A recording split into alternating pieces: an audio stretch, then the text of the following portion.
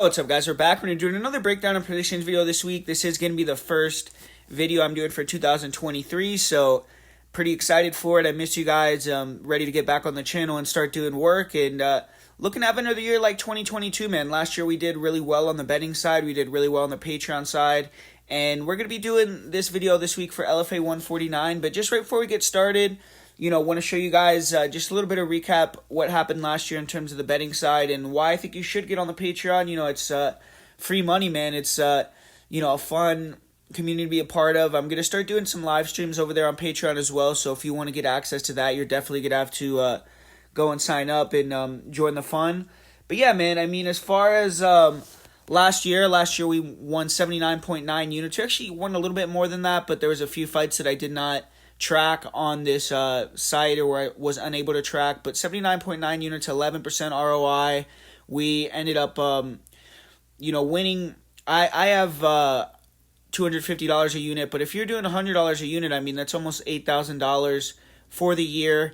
And for my whole entire package, I mean, if you look at it, you can get a yearly package for around $350 a year for everything. So I feel as if it's incredible value. It's really worth it. I mean, you're making a lot more money than you're putting in, and you get to get some extra content. You get to be a part of, a community and everything like that. And yeah, man, so it's right here. You could get the $10 package for LFA this weekend, for Bellator, Rise, and KSW 1 Championship. Pretty much everything that's not UFC you can get for $10. All the bets, all the videos, all the breakdowns, all the written breakdowns. And if you want to just get UFC content, it's $20. And then the one that I feel like is the most value is the $25 one, where you get access to everything, all the betting breakdowns for all the events, UFC events, non-UFC events. You get basically every single thing that comes with the Patreon. So I definitely feel like that's probably the best package to go with if you're going to be wanting to come join the Patreon. And yeah, man, I mean, if you look at the top 10 people in the world, I'm betting MMA tips. I'm number 9, so hopefully this year I can move into that top 5. That would be incredible. And yeah, I feel like I'm pretty proud of what I've been doing, man. I feel like I'm one of the best in the world at MMA betting, and I think it's been tracked. It's been 4 or 5 years where I've been in the positive, and I'm in the top 10 in the world on Bet MMA tips. And besides that, just on YouTube as well, I feel like there's not as many people on YouTube that are giving real great advice. There's some big people, and there's people that do a great job, but I feel like in terms of the straight betting advice, I feel like I am one of the best that offers that. So yeah, man, definitely think you should go over to Patreon and check it out, and would definitely urge you to do that. But let's get into this LFA card, this LFA at 149. I'm going to be doing the main card of the one amateur fight that has odds. So all the fights that have odds, I'm going to break down. I'm not going to be breaking down the first 2 fights. And with this first fight of the night, we got Paul Marghitas. He's going to be taking on Bradley Emmett. This is going to be an amateur fight, so I don't really have a lot to say about it. They got Marghitas as the favorite. He is going to be fighting out of Arizona, where the event's taking place. He's training out of the MMA Lab, which is one of the best gyms in Arizona. But Bradley Emmett, he's also training out of Jackson Wink, so he's out of a good gym as well. And there's really not a lot to go off of with these two guys. I was able to watch their one amateur fight, both of their one amateur fights, and neither fighter really showed much stand-up. I would say Emmett has shown a little more on the feet. He landed a body kick that hurt his opponent, showed off some pretty decent speed, but he was fighting an inferior fighter in comparison to Paul Margaritas' opponent. And both guys got the fight to the ground pretty quick. Wrestling-wise, I really don't know who the better wrestler is. It's kind of hard to say.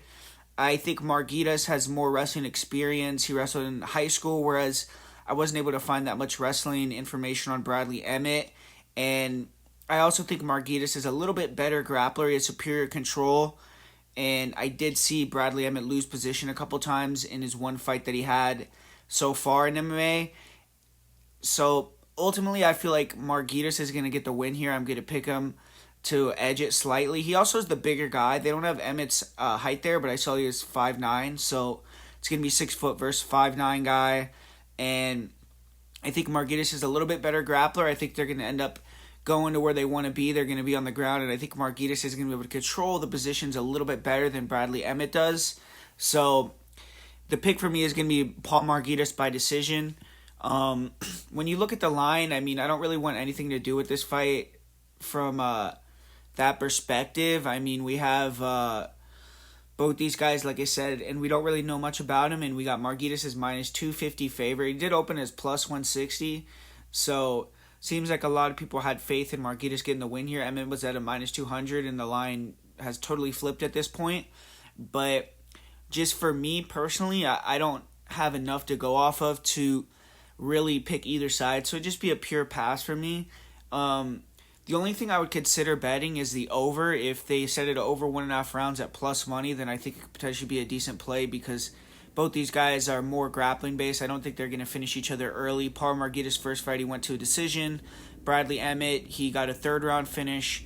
So I would assume this is going to go over 1.5 rounds, and that would be my most confident play on this fight if that were a plus money play when they do release those odds. But right now they just have the money line odds with Marghitas minus 250, Emmett plus 210. I guess I would say the value is on Emmett just because both guys, you don't really know much about him. Maybe Emmett could go in there and get the win and you could get a over 2-1 odds on him. But I'm going to pick Marghitas. He's fighting at home out of Arizona, and I think he's a little bit better grappler. So I'm going to go with Par Marghitas here to win by decision. And up next here we have the first pro fight on the card with Chris Brandt taking on Princeton Jackson. Chris Brandt is the favorite coming in here, and this is going to be his pro debut. For Princeton Jackson, he's already 2-0 as a pro, and he also is coming out of Arizona, so he's going to have some advantages there. And he's the slight underdog, but for Princeton Jackson, he's on a 5-fight win streak. He hasn't lost since his amateur debut. He's 2-0 as a pro, 3-1 as an amateur, and he's a brown belt in jiu-jitsu. He's a grappling-based fighter, tall, long, and lanky. He does have a long frame, so that's something that is difficult to deal with. And on the feet, he's tricky, holds his hands low, and with his length, he can stay on the outside and get away with that. And I still think his defense is not that great, but he does a good job feinting the level change, coming up with the cross, overhand, uppercut. Most of the time, it's just one strike and done, but he does do a decent job at mixing it up, and he will duck his head a lot, which I believe could get him caught with a big uppercut, knee, or kick and get him knocked out if he isn't careful.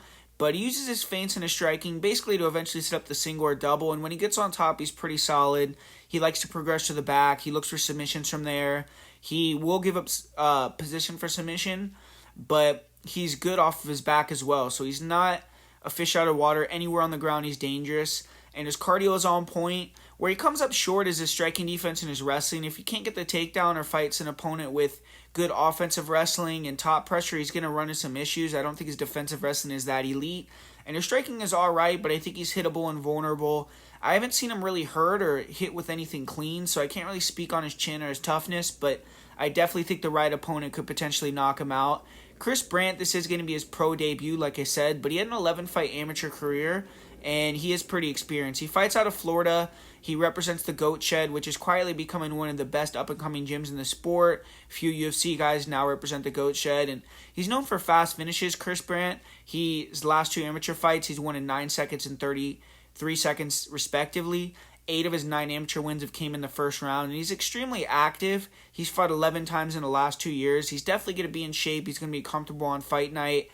Currently, Brandt has won 7 fights in a row, and now he's looking to start his pro career off on the right track. On the feet, Chris Brandt is explosive. He's powerful, but not technical. He basically just wings punches, and if he connects, he can hurt you, but mostly uses them to close the distance and wrestle. In this fight, I think he has to be a little bit more technically sound, not just wing shots and get out of position, because he's going to have an opponent looking to take him down as well. In my opinion, he has to kind of get away from that natural inclination to want to wrestle, especially early, because he's the inferior grappler. And Brandt, he has to fight smart. I think he can show if he could fight to a game plan here, sprawl and brawl, he should have the edge in power, speed, and explosiveness, and can maybe land a big shot and get his opponent out of there. I also think he's the superior wrestler, but if he wrestles, then I could see him getting submitted or swept, and I feel like him keeping it on the feet is the best chance to win for Chris Brandt.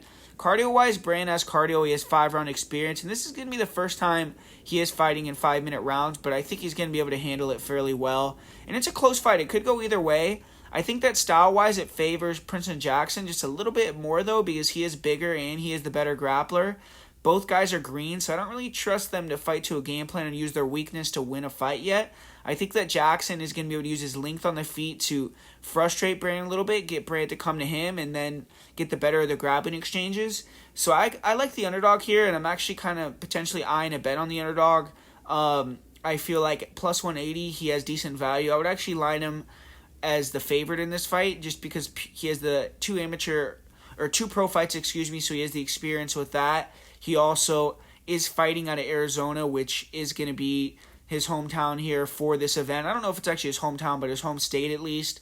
And I do think he's the better grappler. He's a little bit bigger guy, so I think he has some advantages. Chris Brandt, he's went out there on the amateur scene and done really well. And I do think he's the more explosive athlete. I do think he's a better wrestler and striker. So if he does fight to a good game plan, he could go out there and make Princeton Jackson look like an inferior fighter.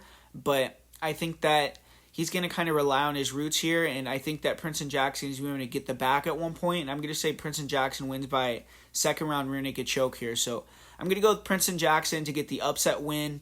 And I think him at plus 180 actually is a pretty decent value there. And this next fight here, we got Cedric Canton. He's going to be taking on Adam Garcia. Cedric is the big favorite here. He's fighting out of Arizona Combat Sports, which is another really good gym out of Arizona. He's undefeated, and he's going to be taking on Adam Garcia, who's also undefeated, but has less fights and not as big a profile yet. But Adam Garcia is a wrestler. He has good ground and pound. He's aggressive, and he wants to mount and look to pound fighters out. I've seen him hit an armbar from mount also in a fight. I haven't really seen Garcia strike very much, nor have I seen him fight another wrestler or a good grappler. I did see him get taken down early in round 2 of his first amateur fight. His takedown defense looked a little suspect, but he reversed position quickly, ended up finishing the fight on top, and I still think it's up for debate with Garcia. I haven't seen enough from Garcia to say he's a good fighter or a bad fighter. He is aggressive against low-level fighters. He's shown to be solid on top. His striking, his wrestling, cardio, and toughness are all kind of still to be determined, though. For Cedric Canton, he's a long-rangey athletic fighter. I wasn't able to see enough from Canton, to be honest. His striking and takedown defense look decent, but I've seen him spend a lot of time stuff against the cage, and he still looks green on the feet, too. But he's the more athletic fighter and the better striker. He's more of a kicker. I think he has a Muay Thai background. But this is a tough fight to call, man. I feel like Canton is bigger, more athletic, the better striker. He trains out of the better gym, and he's fighting at home. So I gotta kind of lean towards him, but I don't know how his takedown defense or how he's going to do against this type of pressure fighter. It's a total pass for me. I would say if either fighter was like a huge underdog, they could potentially be worth a play. And I do see, that they do have Adam Garcia at a decent number. But ultimately, I'm just not that... I don't know. I don't feel like I have confidence in Adam Garcia enough to pick him here. I don't know enough about him. So it's just a total pass for me. But I think that if you were going to do a bet on this one, it would have to be on the underdog. It would have to be on Garcia. And I think he can win. But just a fight that I just don't have a good read on. So total pass for me in terms of this fight here with Cedric Canton and Adam Garcia. And with this next fight, we got the big boys going at it with Tony Charles and Eric Feembris taking the fight at middleweight here. And with Tony Charles, he's training out of AKA, so he's coming out of a good gym. And he's a striker. He is slow and plotty, but he's long. He has a good jab. He tries to maintain distance, and he will at times close the gap with some straight punch combos, show some fairly good explosiveness. His uppercut is okay too, and in his one loss, he did get hit with the head kick, taken down, and then finished with ground and pound. His takedown defense needs a lot of work, and he isn't great off bottom. Being an AKA should help Charles with that, but as of now, it's a glaring weakness, and he's a composed fighter, so he could stay calm, stay safe, and then come back in that next round, have the same gas tank, and put it on guys, and that's how he's been able to beat some wrestlers that took him down early. But if he's fighting someone that can maintain their gas tank and wrestle, he's in big trouble. And his opponent, Eric Feembris, he's very big. He's 6'6". He's mobile, fast, and he's primarily a wrestler, so it's a bad matchup already off the bat for Tony Charles. And this is Feembris' first fight in over a year. He debuted as a pro at LFA 119. He won that fight via knockout in under a minute. And I wasn't able to find that fight. So the last fight that I saw from Feembris was a while back. It was in 2019. And Feembris could potentially be much better than what I've seen at this point. He's training at Siege MMA and Fight Ready MMA, so both good gyms. And I'm just going to go off what I've seen. His striking looks green, and he just looks like he throws some kicks and big punches, but clearly the inferior striker. He uses his length to get fighters down with body locks, though, and he has the cardio to grind it out for 3 rounds. His top control looks okay, and I think it's probably good enough to maul Tony Charles, but it's not elite. And he is decent at riding fighters out from the wrestling ride position. When he when they do look to stand up, he will kind of just grind on him. And he probably does have enough wrestling acumen to take this fight. So I'm going to pick Fimbres to win this via decision. I think he could, potentially look much better now that I've seen that he's training with Fight Ready, and I haven't seen him in a while, and maybe he'll go out there and win inside the distance. But I'm just going to say he grinds Charles out for 3 rounds. I haven't really seen that high-level finishing ability from Fimbres, even though he got a quick finish in his last fight. And, I think it's going to go over. But in terms of this fight, I lined Fimbres at a minus 250, minus 200, 250 range. He's minus 220, so he's kind of right in there. Don't really have a lot of value on him, and I don't see any value on Tony Charles. The over is a minus 115, so really if you look at the over, it's kind of, even money, minus 115, minus 115. I don't really see that being a great bet either. If it was plus money for the over 2.5, potentially that could be a decent play, but I don't really see any value in that either. And ultimately, I think it's Fimbres or pass, just because I think Charles is that deficient in the grappling, and I couldn't trust him to pull the upset. But for me, it's probably just a pass here. I think the line is a little too wide. If he was under minus 200, maybe it'd be risk a bet.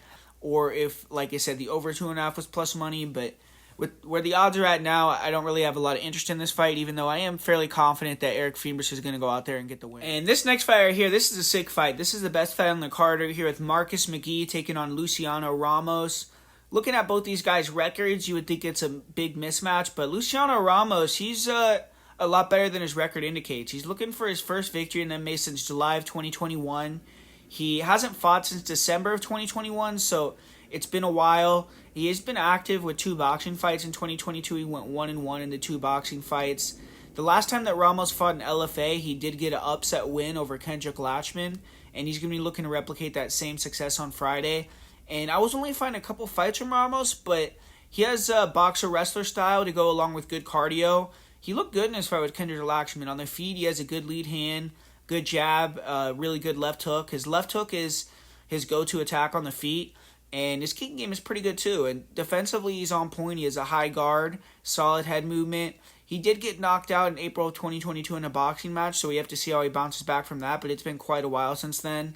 And Luciano Ramos in his fight with Kendrick Latchman showed a good ability to get takedowns in a clinch. He didn't do much on top, but he controlled, and he was able to dominate the 3rd round by staying on top. And I feel like he's a pretty decent grappler, even though he has 4 submission losses. Those were all over 5 years ago. He has 5 submission wins. He trains at Nick Diaz Academy. He's a pro belt, so his acumen in jiu-jitsu is a lot higher than it used to be, and he's a pretty decent guy with getting the takedowns and controlling on top. And the submissions he gets are more due to fatigue and due to his opponents being low level. I don't think he's a huge submission threat, but definitely is a pretty well-rounded, solid fighter. He has good offense with his striking. His boxing is on point. He has pretty good offensive wrestling, good control on top. His defensive wrestling is a little bit suspect, and he can be held down. He has been submitted 4 times, but I think that with this fight with McGhee, he's not going to really have to deal with the submission threat. McGhee is a super fun guy to watch. He comes out of the MMA lab, which is a great gym, so he's going to be training and fighting out of Arizona, which is going to give him the crowd in this fight. And he is big for the weight class, relies a lot on his speed, his explosiveness. He's fast, he pressures effectively. He likes to exchange in the pocket, comes forward with the left hook to the body, to the right cross of the head, or big straight right into a multi-punch combo. He's also really good with his upper body movement, good pull counters. He could slip and rip really effectively, big power. And when McGee hurts someone, he'll swarm, put combinations together. He landed a brutal knee, which ended his last fight in the 3rd round. And he's a decent kicker as well. He'll throw switch kicks to the body, to the head with the lead leg. He'll throw rear kicks to all parts of the body. And sometimes McGee can be countered off the kicks he throws. He also can be caught in exchanges, and I've seen him drop before. His last loss in LFA, he got hurt, then got his back taken and submitted. And his style is all offense. His defense is pretty good, but he can be reckless. So it's kind of a fun style to watch, but as he gets in the higher level, he's going to be a killer be killed type of guy, if you ask me. And he's an okay grappler. His wrestling is all right, but he isn't that active with it. And he is flat-footed and blitzes forward, so sometimes he can get taken down, but his takedown defense is pretty good overall. If you do get him down, he's hard to hold down. He's explosive. You'll try to work back up to his feet right away. His one LFA fight, he did give his back up trying to stand up against a good jiu-jitsu fighter, ended up getting backpacked, eventually submitted with the rear naked choke. And he hasn't been tested by too many grapplers, so it was a little bit alarming to see as it was early in the first round where he got caught. He definitely needs to improve that submission defense. And this is a fight that's going to be super fun to watch. Marcus McGhee brings it, and he goes for the kill. If he can find the range and back Ramos up, stuff the takedowns, it could be another knockout win for McGhee. Ramos has been knocked out in boxing recently, so his chin could be ripe for another knockout. And McGhee has to respect the counterpunching ability and primarily that check hook of Ramos, though. I could see Ramos hit some takedowns early as well, but I don't think he's going to be able to hold down McGhee or submit him. So I think McGee's going to eventually find his range and start to walk Ramos down and get him to exchange more.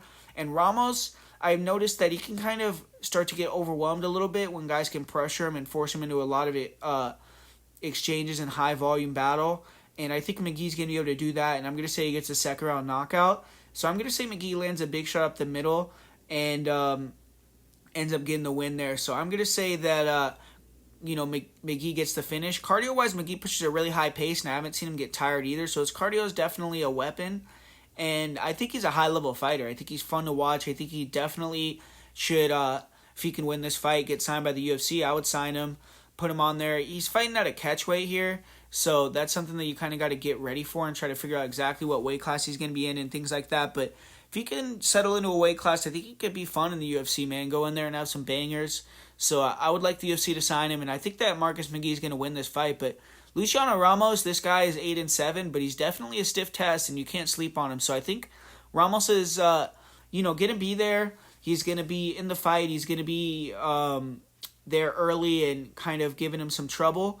But I think that over time, Marcus McGhee is going to start to take over and finish the fight. If this fight was over 2.5 rounds, I would be really inclined to bet the under, but unfortunately they have it set at under 1.5 rounds, and it's at plus 110.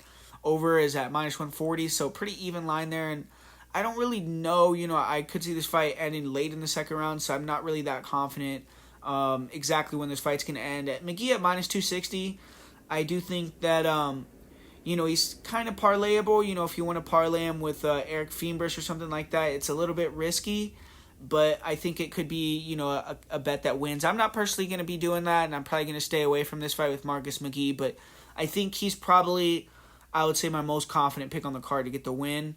And so, yeah, if you were to parlay someone on this card, I would probably parlay Eric Feembris and Marcus McGhee. But for me, I'm going to pass on this one. I think the line's pretty accurate, and I do respect Ramos as a fighter. And ultimately, here we got the main event. Here we got Felipe Bunes. He's taking on Yuma Horiuchi. This is going to be a 5-round title fight. And Yuma Horiuchi, he's a pretty recognizable name for hardcore MMA fans at this point, especially in North America. He's been in the LFA for a while. He fought for the LFA title. This is going to be multiple shows that he's now headlined for LFA. He's also competed on the Road to UFC tournament, which was on Fight Pass. And Yuma Horiuchi is a Japanese fighter who's found a home in the U.S. He's training at Team Oyama. And he's a tenacious guy. He's someone that is always going to come in shape. He brings it every time. He has good hands, solid grappling skills. On the feet, he likes to get on the inside and put combinations together with the hands. Fast hands, and he picks his shots well. He isn't the fastest with his footwork. He can be a little flat-footed. Fighters can counter and pot shot him, but in this fight, I think over time, his pressure and his boxing on the inside could potentially wear down Felipe Bunes. Wrestling-wise, Yuma Horiuchi is not the greatest wrestler. He tends to attack front chokes instead of defending takedowns full bore, and he can give his back trying to stand up. In his last fight, he got backpacked for 2 rounds before getting the back himself in the 3rd round, turning the tables and getting that rear naked choke. And Horiuchi, he is getting better with his defensive wrestling, but that's probably the weakest part of his game right now. And he does have 5-round experience. He has good cardio. He's very durable. He's continued to pressure, put combos together. If you take him down, he's very hard to submit, so you're probably just going to control him and have to go to the next round where he's going to be fresh. And Horiuchi is a guy that is definitely getting a big boost from this being 5 rounds. I think it being 5 rounds is a big asset to Yuma Horiuchi because he doesn't get tired.